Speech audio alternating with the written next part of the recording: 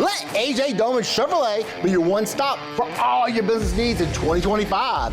Whether it's a service body, a flatbed, or a chassis for a custom upfit, we got you covered. And we know time's important, so we have a large selection of work-ready trucks on hand. AJ Doman Chevrolet, serviced in the area for over 35 years at the foot of the Morgan City Bridge in Berwick. AJ Doman Chevrolet, your business elite dealer.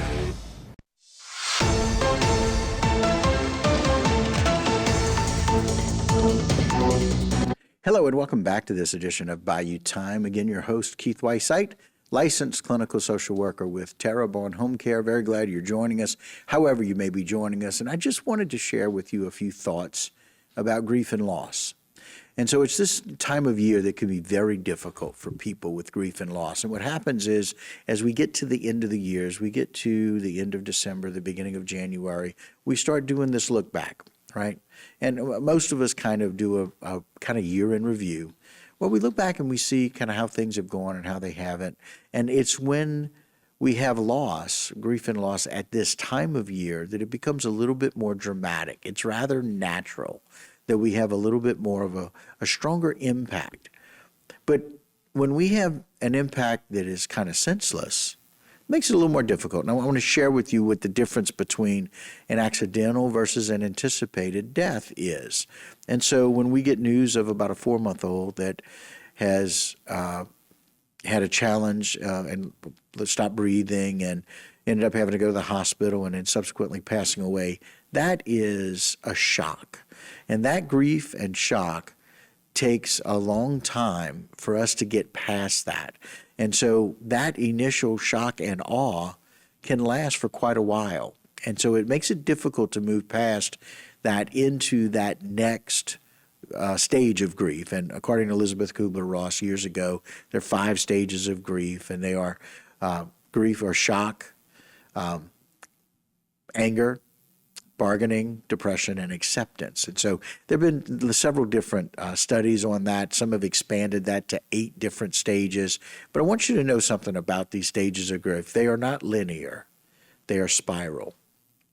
We go up and down into these different stages of grief because triggers bring up different things. Some of those things make us sad.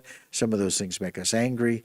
But grief and loss is something that we all experience. Every one of us will experience grief and loss. With life, we have death, and those things come together. But when we have a sudden loss like that, a 4-month-old, it is tremendously shocking and overwhelming.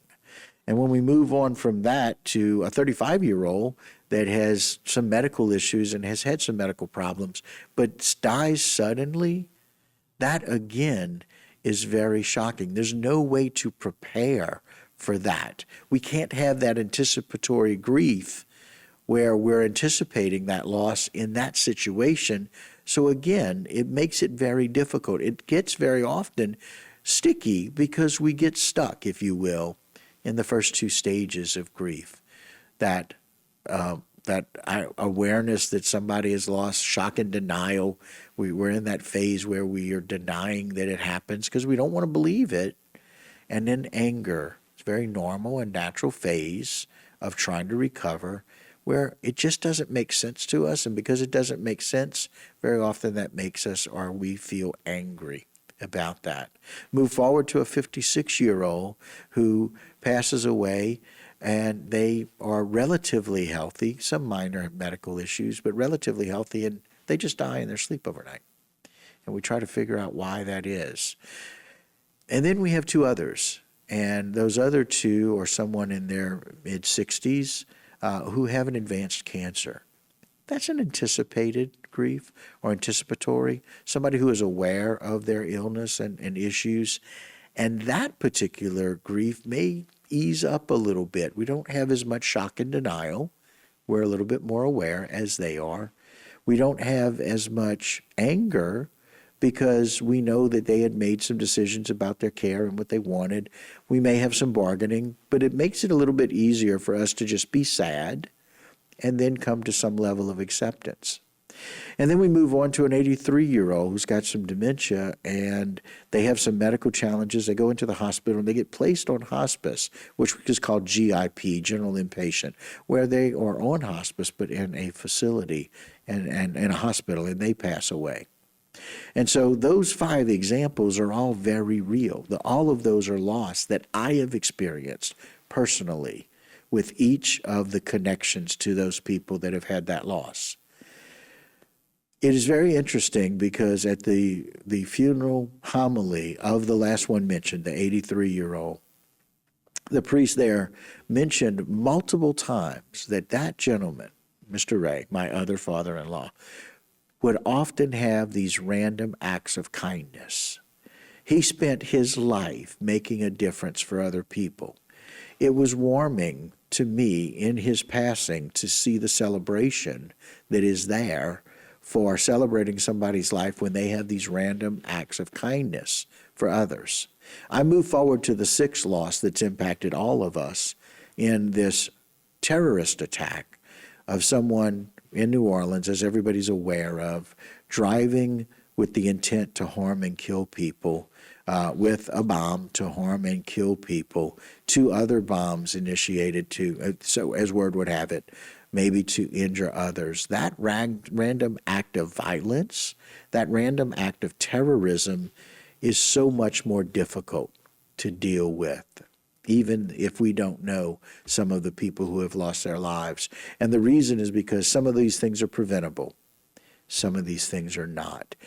We have to do a better job in supporting and paying for mental health needs in our country. And that's not a political statement, that's a policy statement. We need to have better policies to care for people with mental health challenges. And the reason is because we've got to do a better job to limit the difficulty with grief and loss, because those things are expected in certain areas. However, those things that are prevented, we need to do a better job with. Grief and loss is real. It's okay to express your emotions and your needs. Take care of yourself and get help from others when you can. These are just thoughts from Keith M. Whiteside, LCSW. Thank you for joining us here on this Bayou Time, but a whole lot more from HTV when we continue.